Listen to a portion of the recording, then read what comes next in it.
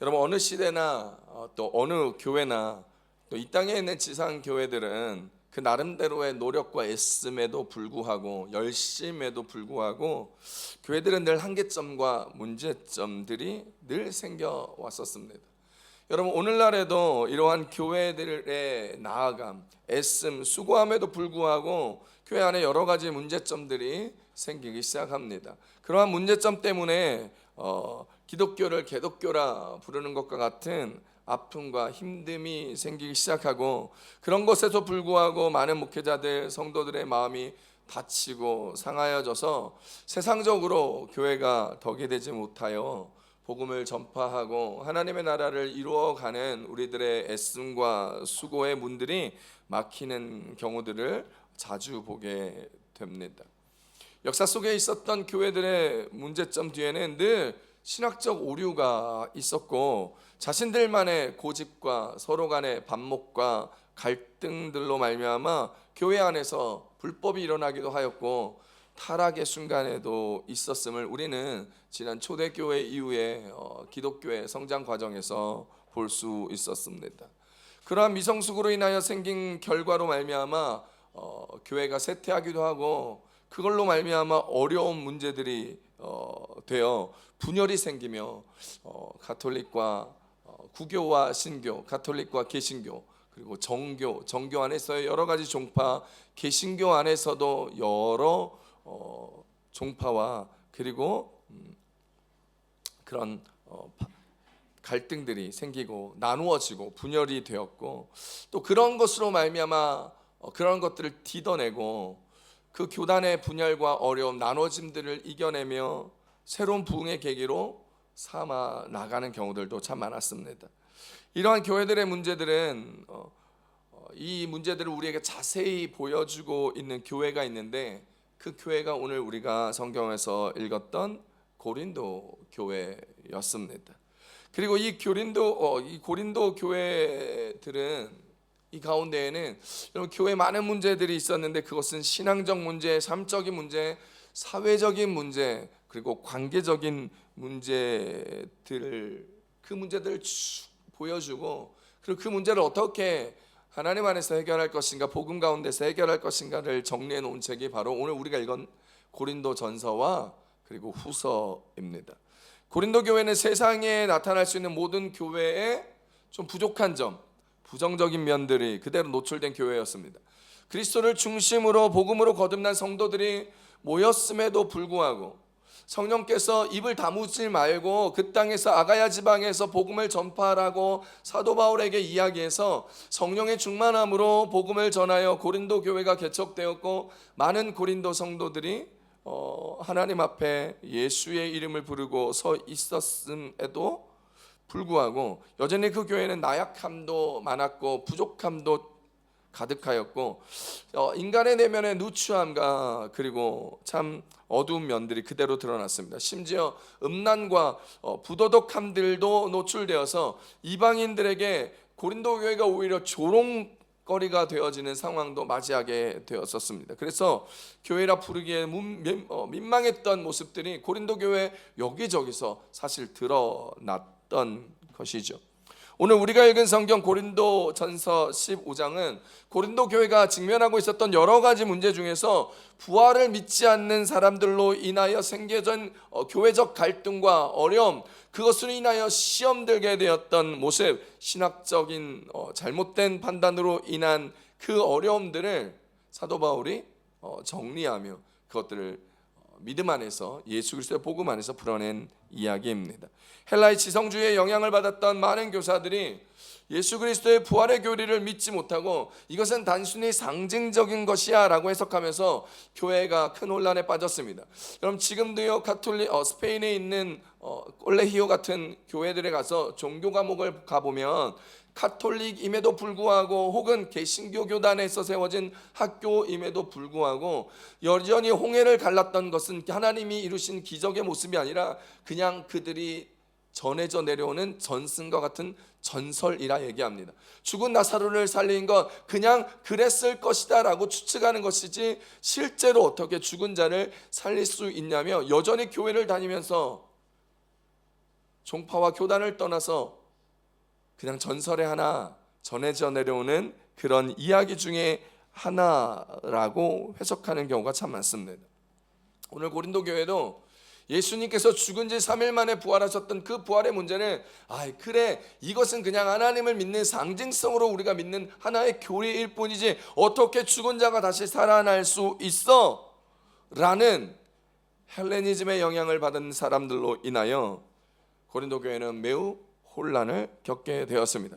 이 혼란 가운데 사도 바울은 씨에 대한 비유를 통하여 부활의 신비성을 설명하였고 해와 달과 별에 대하여 그 영광을 통하여 구원받은 성도들의 부활의 영광을 함께 설명하기도 하였습니다.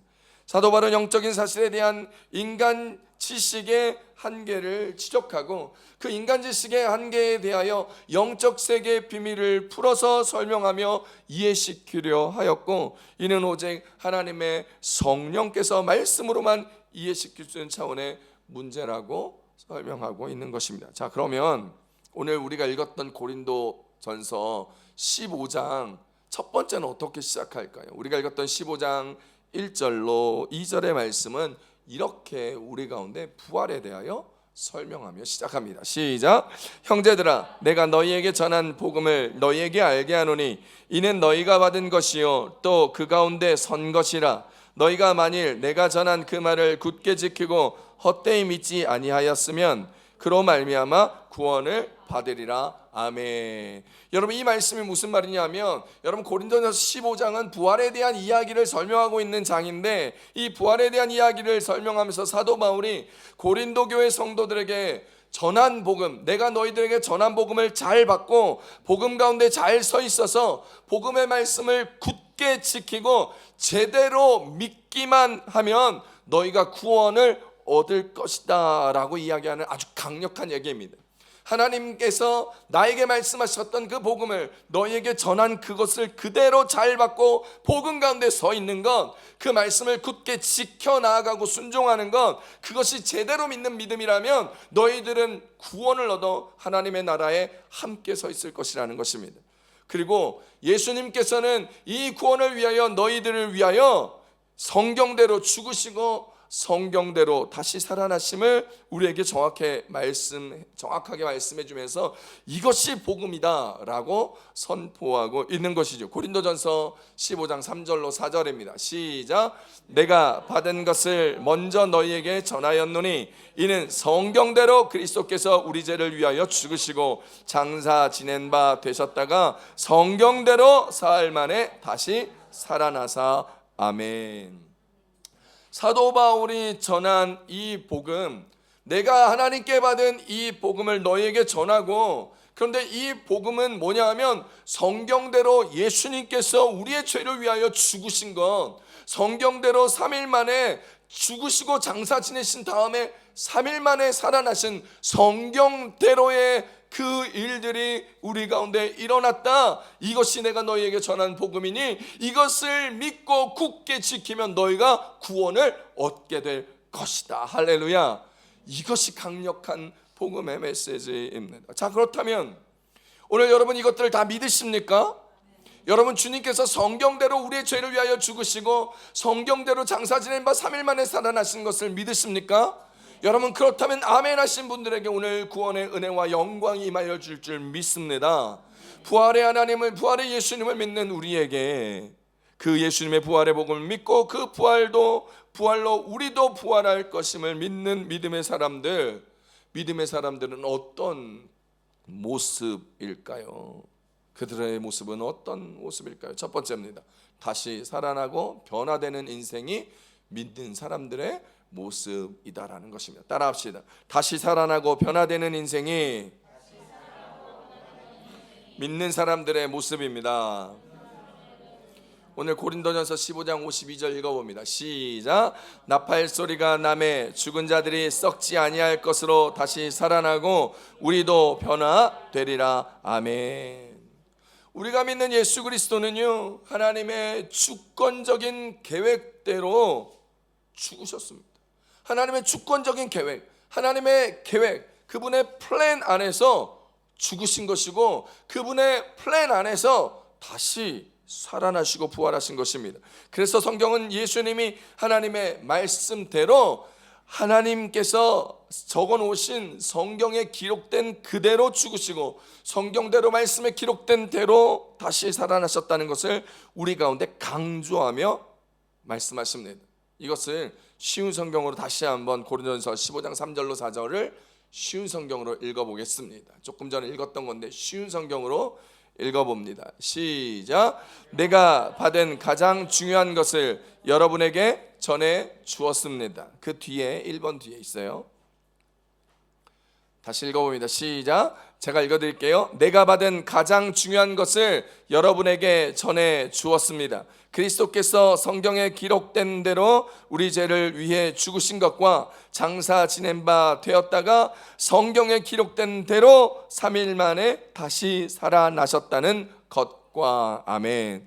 많은 사람이 예수 그리스도의 죽으심을 미련한 것으로 보는 이유는 나사렛 예수가 하나님이라고 그렇게 떠들어다니고 내가 안식일의 주인이고 나를 보내신 이가 바로 그 하나님이 바로 나다, 내가 하나님이고 하나님이 나야 라는 것을 선포하고 다녔던 그 나사렛 예수가 창조주 생명의 주관자이신 하나님, 그 하나님이라고 외쳤던 그 자가 외부적인 힘에 의하여 자기 의지에 반하여 무기력하게 십자가형을 받아 죽었다는 것을 생각하기 때문에 사람들은 십자가가 너무 미련한 것이라고 얘기합니다. 자기가 하나님이라면서 죽은 자를 살렸다면서 많은 병자를 고친 것들을 나도 보고 너도 보고 모두가 보았는데 자신은 살리지 못하는 어리석은 인생, 죽으면 것인데 남 살려서 뭐해? 자기 죽으면 끝나는 인생인데 라고 사람들이 조롱하고 미련한 인생이다라고 손가락질 하였던 것이죠. 하지만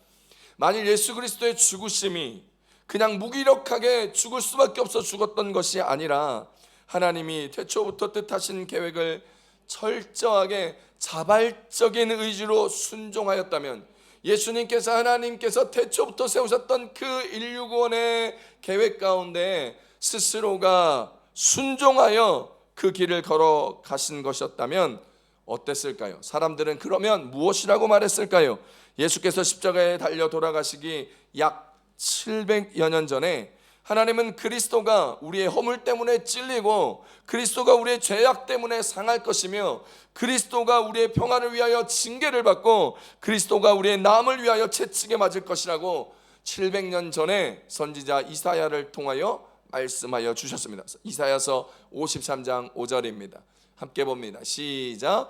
그가 찔림은 우리의 허물 때문이요 그가 상함은 우리의 죄악 때문이라. 그가 징계를 받음으로 우리는 평화를 누리고 그가 채찍에 맞음으로 우리는 나음을 받았도다. 아멘. 우리 예수님이 돌아가시기 700년 전에 이미 이사야 선지자를 통하여 그리스도가 메시아가 이 땅에 와서 행하여야 할 그 일들을 이야기해 놓았는데 예수님께서 죽으셨던 모습이 이사야의 예언대로 그대로 이루어졌다라는 것입니다. 1400년 전으로 거슬러 올라가 봅시다. 1400여 년 전에 하나님은 모세를 통하여 나무에 달린 자는 하나님께 저주를 받았다 말씀하셨고 이는 나무에 달려 돌아가실 예수 그리스도를 예표하고 가리키며 말씀하여 주셨습니다. 신명기 21장 23절입니다. 시작. 그 시체를 나무 위에 밤새도록 두지 말고 그날에 장사하여 내 하나님 여호와께서 내게 기업으로 주시는 땅을 더럽히지 말라. 나무에 달린 자는 하나님께 저주를 받았음이니라. 아멘. 여러분, 하나님께서 무려 1400년 전에 모세를 통하여 나무에 달린 자가 하나님께 저주받아 우리의 죄악을 담당할 것이라는 그 모든 이야기를 이루어 가셨습니다. 다시 시간을 태초로까지 거슬러 올라가 보겠습니다. 시간을 태초로 올라가 보면 사람이 죄를 범하여 저주 안에 있게 되었을 때 하나님은 뱀의 머리를 상하게 할 여자의 후손을 우리 가운데 태초부터 약속하여 주셨고 그는 뱀에 의하여 발꿈치를 상하게 될 것이라 하셨습니다. 이는 죄의 저주에서 사람을 해방하고 원수를 이기실 그리스도의 상하심을 예언한 것이죠. 함께 볼까요? 창세기 3장 15절 원복음이라 불리는 신학적 본문입니다. 시작. 내가 너로 여자와 원수가 되게 하고 내 후손도 여자의 후손과 원수가 되게 하리니 여자의 후손은 내 머리를 상하게 할 것이요 너는 그의 발꿈치를 상하게 할 것이니라 하시고 아멘. 하나님께서 태초에 세상을 창조하시고 사람을 만드신 다음에 그 아담이 죄로 인하여 에덴에서 쫓겨나자 그때 하나님께서는 약속하여 주셨던 것이 바로 이 말씀입니다. 여자의 후손이 사단의 머리를 상하게 할 것이라는 것. 예수 그리스도는 이 모든 것을 알고 있었고 자신이 왜 이 땅에 와야 하는지 무엇을 해야 하는지 알고 있었습니다. 그래서 예수님은 자신의 죽음을 이상한 것으로 여기지 않으셨습니다. 하나님께서 마시라고 주신 잔, 아버지께서 그 주신 잔, 죽음의 그 잔 또한 하나님의 뜻으로 아버지의 뜻으로 여기신 것이지. 함께 읽어봅니다. 요한복음 18장 11절입니다. 시작. 예수께서 베드로더러 이르시되 칼을 칼집에 꽂으라. 아버지께서 주신 잔을 내가 마시지 아니하겠느냐 하시니라. 아멘. 예수님께서 잡혀가시던 그날에 베드로가 칼을 꺼내어 말고의 귀를 자를 때에 여러분 다시 예수님께서 칼을 칼집에 꽂으라 이야기하면서 네가 이렇게 해버리면 내가 하나님의 계획을 이룰 수가 없는데 내가 아버지께서 주신 잔을 내가 마시지 아니하야겠느냐라고 이야기하며 하나님의 뜻 가운데 계획 가운데 순종하며 잡혀가시고 십자가에 못 박혀 죽으심의 그 길들을 걸어가셨습니다. 예수님은 성경에 기록된 하나님의 뜻, 아버지의 뜻을 분명히 알고 계셨습니다. 그래서 잡히시던 그 밤에도 그렇게 말씀하시며 내가 말만 하면 12군단이나 되는 천사를 보내도록 아버지께 구할 수 있지만 그래서 내가 살아날 수 있지만 그렇게 하면 이런 일이 있으리라. 내가 죽고 내가 핍박을 당하고 채찍을 맞으며 상함을 입고 내가 들리워 사람들을 저주에서 해방시키려 말씀하셨던 그 하나님의 하실 계획들이 성경에서 말씀하신 일들이 어떻게 되겠느냐라고 물으시는 것입니다. 마태복음 26장 53절로 54절입니다. 시작. 너는 내가 내 아버지께 구하여 지금 12군단 더 되는 천사를 보내시게 할 수 없는 줄로 아느냐? 내가 만일 그렇게 하면 이런 일이 있으리라 한 성경이 어떻게 이루어지겠느냐 하시더라. 아멘. 예수님께서 하나님의 뜻대로 죽으셨다는 것을 확증하는 표적이 무엇일까요? 바로 부활입니다. 하나님의 뜻 가운데 자신이 죽었다라는 것, 그것을 다시 한번 확증해 주는 것은 바로 부활의 사건이라는 것이죠. 예수님은 악하고 음란한 세대에게 보일 표적이 선지자 요나의 표적밖에 없다고 하셨고 사흘 밤낮 동안 큰 물고기 뱃속에 있었다가 무트로 나왔던 요나처럼 자신도 사흘 밤낮 동안 땅속에 장사 지냈다가 부활하심으로 말미암아 예수님은 자신의 부활뿐만 아니라 죽음까지도 모두 하나님의 주권적인 뜻 가운데 있었음을 우리 가운데 이야기하고 그 죽음과 부활의 주권적 역사 가운데 순종함으로 부활의 표적을 하나님의 뜻임을 확증하여 주신 것입니다. 내가 죽는 것이 하나님의 뜻임을 부활함으로 확증해 보여주셨다라는 것이죠. 사랑하는 성도 여러분, 내가 죽는 것이 하나님의 뜻이었다면 그 하나님의 뜻임을 확증하는 것이 부활의 모습으로 우리 가운데 드러났다면 사랑하는 성도 여러분, 저와 여러분 하나님의 뜻 가운데 죽는 것이 마땅합니다. 여러분, 우리가 있었던 우리의 고집을 죽이고 내 생각을 죽이고 갈등의 요소를 죽이고 나의 욕심과 내 생각을 죽이는 건 마땅히 하나님의 계획이다라는 것이죠. 내가 내 욕심을 죽이고 나의 고집을 죽이고 내 생각을 죽이며 살아날 그것, 무엇이 살아나겠습니까? 남편이 살아나고 아내가 살아나고 자녀가 살아나고 교회가 살아나며 하나님의 계획이 내 뜻대로 이루어지지 못하는 것이 아니라 내가 내 계획을 죽이고 내 생각을 죽이고 내 마음을 죽일 때 살아나게 될 하나님의 계획과 하나님의 뜻, 내 안을 향한 나를 창조하실 때 계획했던 하나님의 뜻과 계획이 살아나게 되는 것이죠.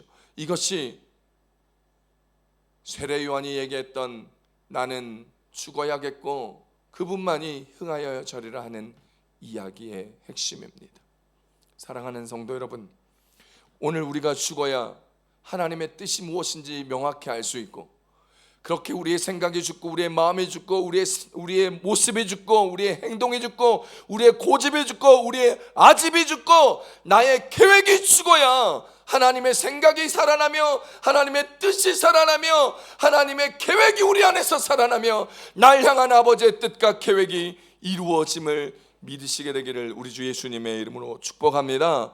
축복합니다. 그것이 내가 살아나는 길입니다. 열심히 계획하고 돈 벌다고 돈 벌어지던가요?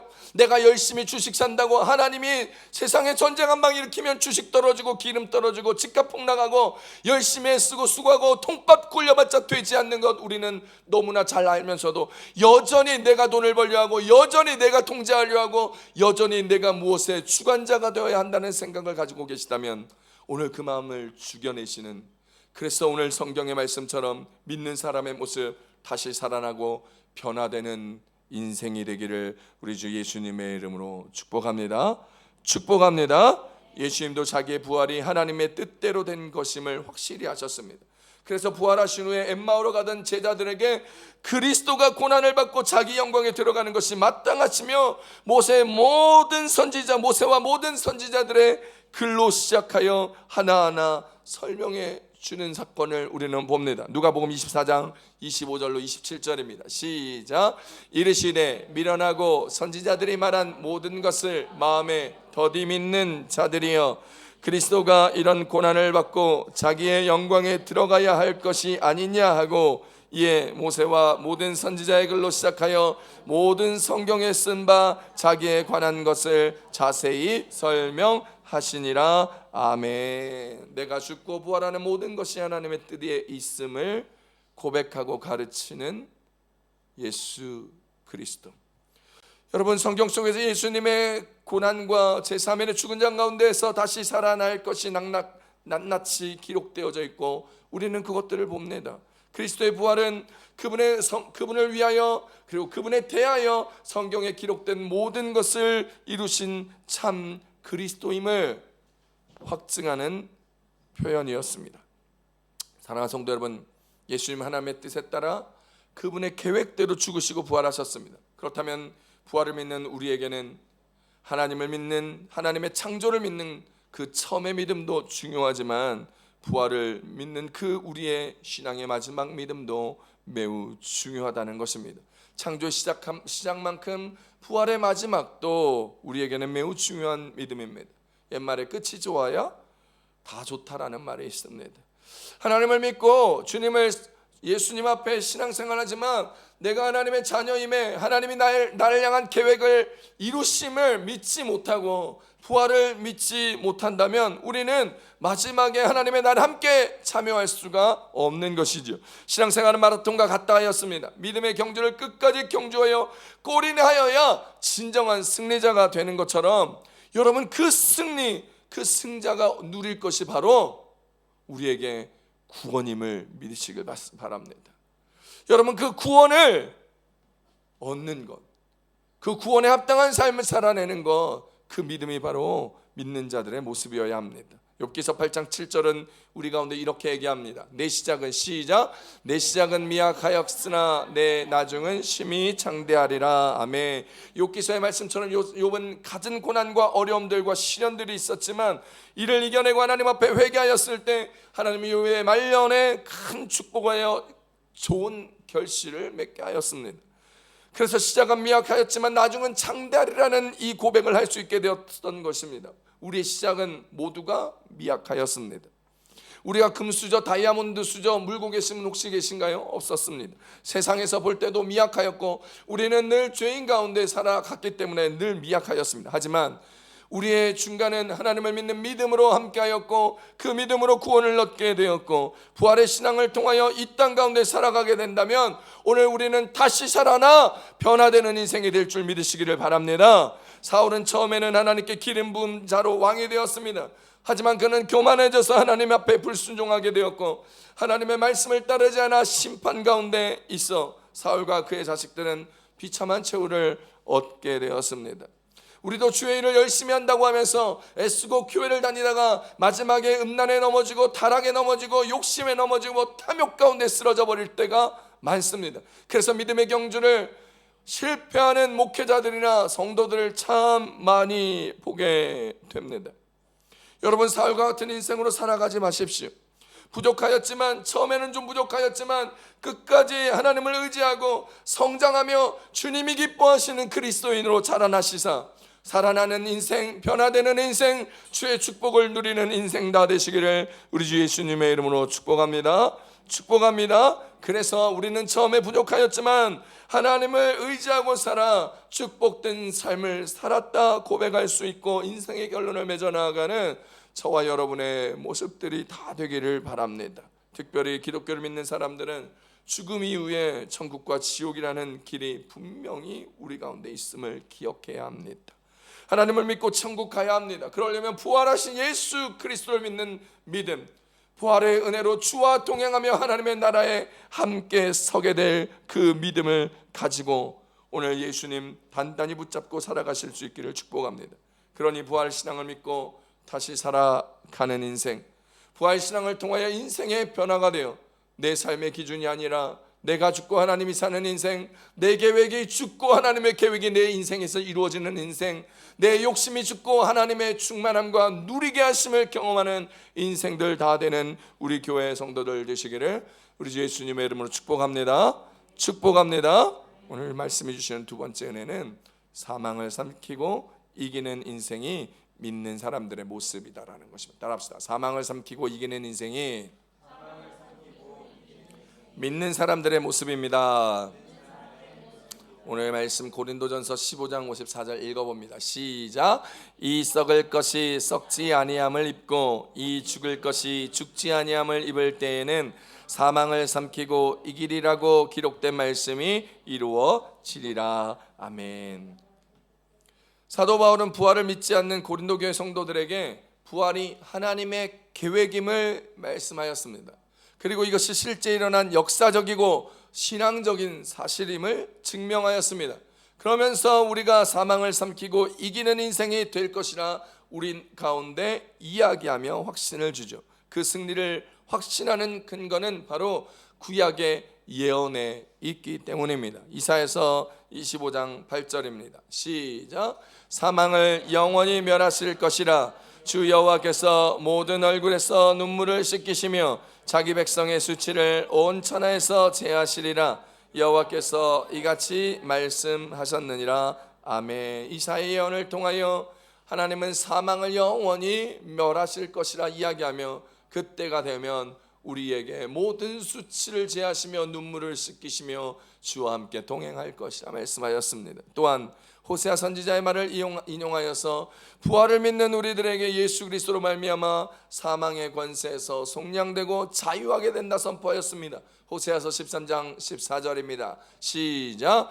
내가 그들을 서울의 권세에서 속량하며 사망에서 구속하리니 사망아 내 재앙이 어디 있느냐, 스올아 내 멸망이 어디 있느냐, 뉘우침이 내 눈앞에서 숨으리라. 아멘. 구약의 선지자들이 예언하였던 사망의 권세나 이 모든 것들이 완전한 패배가 이루어져 갈 텐데 그 완전한 패배는 예수 그리스도의 부활을 통하여 증명되었습니다.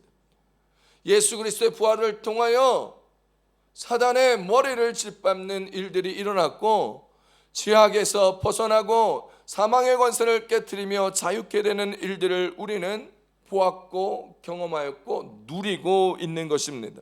그리고 예수 그리스도께서 다시 오실 날에 그 완전함이 이루어지고 하나님의 뜻이, 하나님의 나라가 완성되는 것이죠. 사망 권세가 완전히 소멸되는 시기는 예수 그리스도의 세컨드 커밍, 재림의 때라고 하였습니다. 그러므로 여러분, 사도 바울은 예수 그리스도로 말미암은 승리가 우리에게 현재 진행형으로 주어지고 있다라는 것입니다. 그 말은 무슨 뜻입니까? 우리가 지금 승리하고 있다라는 것입니다. 어제도 승리하고 오늘도 승리하고 영원토록 승리할 권세가 있다는 것이다. 무엇 때문에? 예수 그리스도의 이름으로 말미암아. 할렐루야. 믿음에게네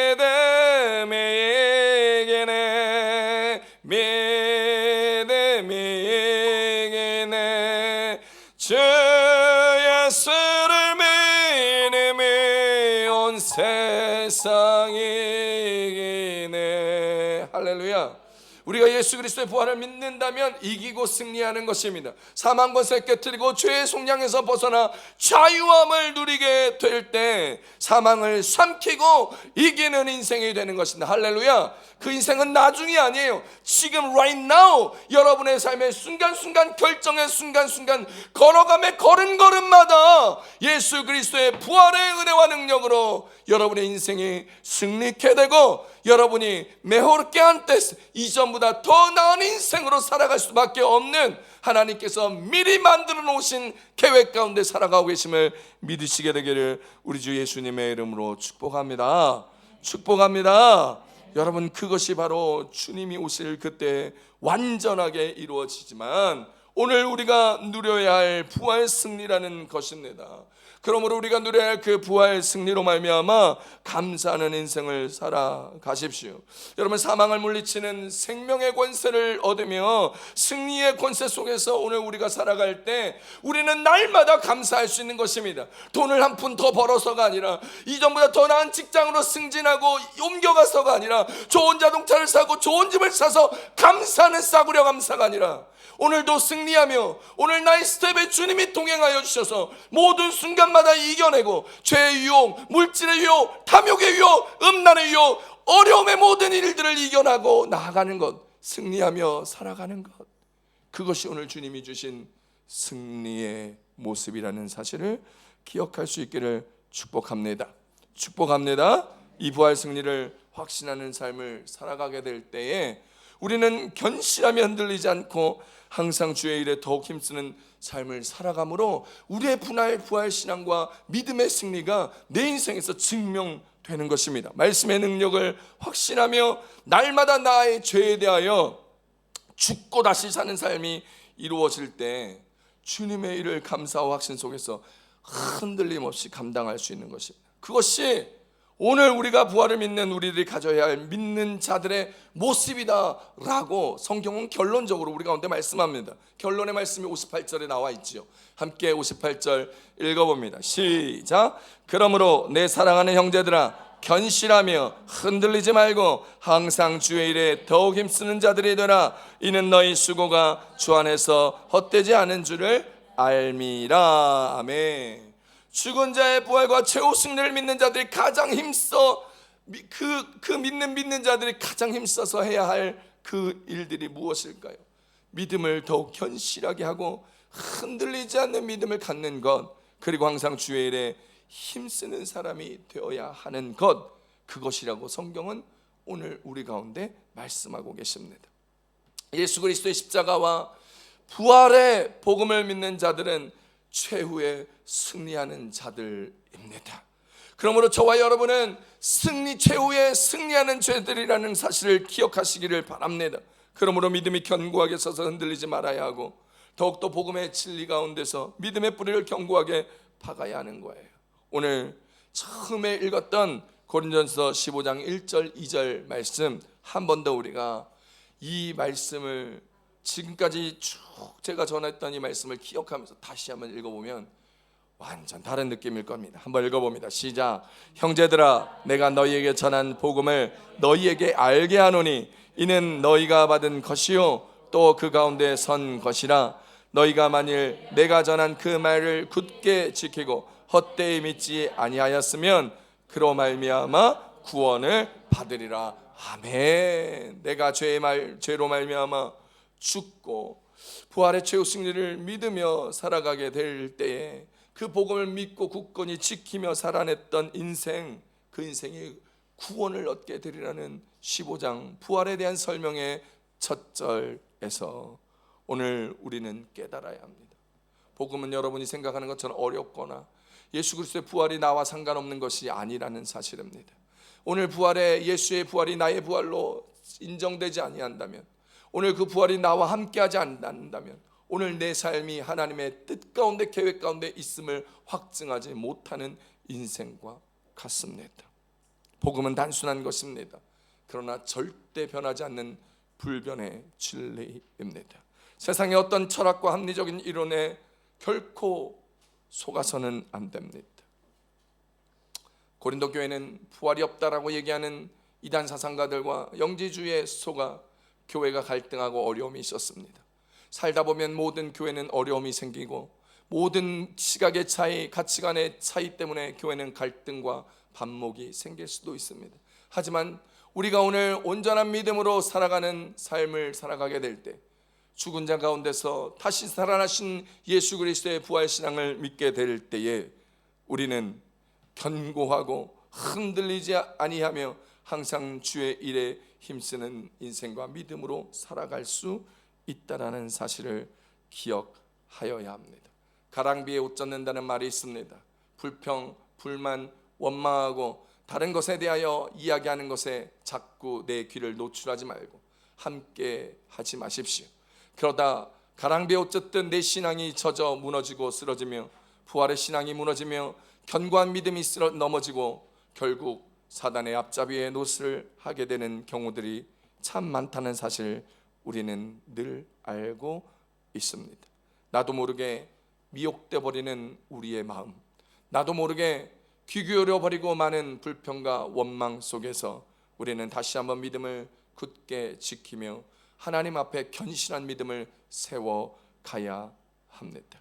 사랑하는 성도 여러분, 그래서 우리는 복음 위에 굳게 서며 성경 말씀을 붙들어야 합니다. 다른 것을 생각하면 다른 이상한 것들이 우리를 쫓아옵니다.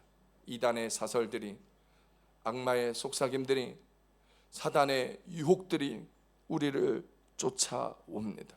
그럼 우리는 주 예수 그리스도로 바르게 우리의 신앙을 세워야 합니다. 골로새서 2장 6절부터 8절까지입니다. 함께 봅니다. 시작. 그러므로 너희가 그리스도 예수를 주로 받았으니 그 안에서 행하되 그 안에 뿌리를 박으며 세움을 입어 교훈을 받은 대로 믿음을 굳게 서서 감사함으로 넘치게 하라. 누가 철학과 헛된 속임수로 너희를 사로잡을까 주의하라. 아멘. 사랑하는 성도 여러분, 우리가 부활하신 예수님을 나의 구주로 고백하고 영접하고 그 부활 신앙으로 말미암아 우리의 인생의 뿌리를 견고히 박을 수 있게 되기를 축복합니다. 그래야 우리의 믿음이 흔들리지 아니하고, 그래야 어떤 다른 유혹과 다른 이야기에 내 믿음의 중심을 빼앗기지 아니하고, 하나님 물질의 욕심, 삶의 욕심, 음란의 욕심, 쾌락의 욕심, 보암직도 하고 먹음직도 하고 탐스러운 것에 흔들려 눈길이 가고 손길이 가고 발걸음이 가고 삶이 무너지는 인생을 경험하지 않게 된다는 사실을 기억하며 우리는 항상 주의 일에 더욱 힘쓰는 그리스도인이